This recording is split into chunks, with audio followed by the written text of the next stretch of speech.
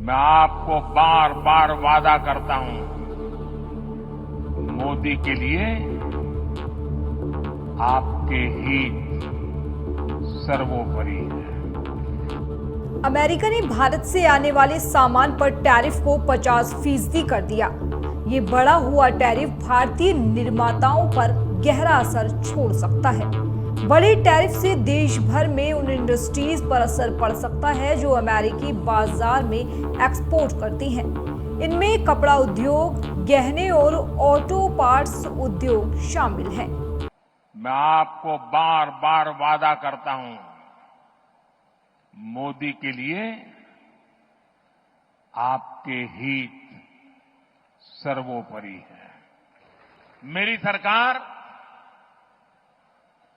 लघु उद्यमियों का, किसानों का, पशुपालकों का कभी भी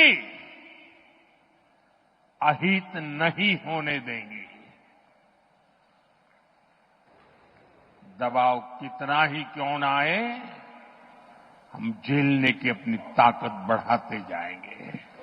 भले ही स्मार्टफोन, दवाइयां और ऊर्जा से जुड़े सामान को इस टैरिफ से छूट हो, लेकिन बाकी उद्योग में खलबली है। अमेरिका भारत का सबसे बड़ा निर्यात बाजार है, जहां हर साल अरबों डॉलर का सामान जाता है। लेकिन अब राष्ट्रपति डोनाल्ड ट्रंप की व्यापार नीति की वजह से भारतीय निर्माताओं की राह मुश्किल हो रही है, खासकर वे क्षेत्र जो अमेरिका पर बहुत निर्भर है। भारत के गहनों और हीरों का सबसे बड़ा बाजार अमेरिका है। पिछले साल 10 अरब डॉलर के गहने और हीरे अमेरिका गए, जो इस क्षेत्र की वैश्विक बिक्री का 30% है। जब तक डायमंड इंडस्ट्री पर लगा हुआ टैरिफ की बात है तो 1 अगस्त से 25% टैरिफ लगा हुआ है, तो उसकी थोड़ी बहुत असर हुई है, बाकी बहुत ज़्यादा असर नहीं हुए है। और 25% 27 तारीख से लागू होगा, એટલે 50% हो जाएगा। पर मेरी वजह से ऐसा ही कहना चाहता हूँ कि जो टैरिफ लगा हुआ है 50%, वो नो डाउट उसकी असर ज़रूर होगी। पर दुनिया के 10 पॉलिश डायमंड होता है, उसमें से 9 पॉलिश डायमंड पैदा होता है सूरत में। तो दूसरा कोई दुनिया का देश में उसका मैन्युफैक्चर शक्य नहीं है। तो डायमंड की ज़रूरत है कि डायमंड जो अमेरिकन लोग की पसंद है, उसमें दूसरा देश कोई उसका मैन्युफैक्चर नहीं होता, इसलिए उसकी ज़रूरियात नहीं पूरी पड़ेगा। इसलिए मैं ऐसा समझता हूँ कि उसकी असर बहुत नहीं रहेगी, शॉर्ट टाइम के लिए रहेगी, बाकी लॉन्ग टाइम के लिए तो उसकी असर नहींवत रहेगी।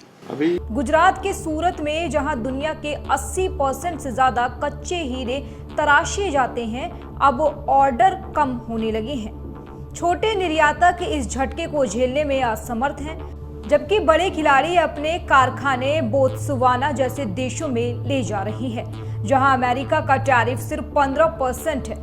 इस बदलाव से सूरत के लाखों कारीगरों की रोजी रोटी पर असर पड़ सकता है।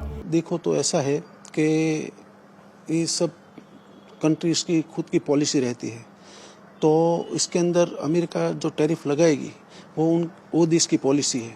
तो पॉलिसी से हमको यहाँ पे थोड़ा सब एडजस्ट करने में थोड़ी तकलीफ पड़ेगी, बट ऐसा कोई नहीं होगा कि अपना व्यवसाय बंद हो जाएगा, क्योंकि वो टैरिफ अमेरिका पे लग रहा है।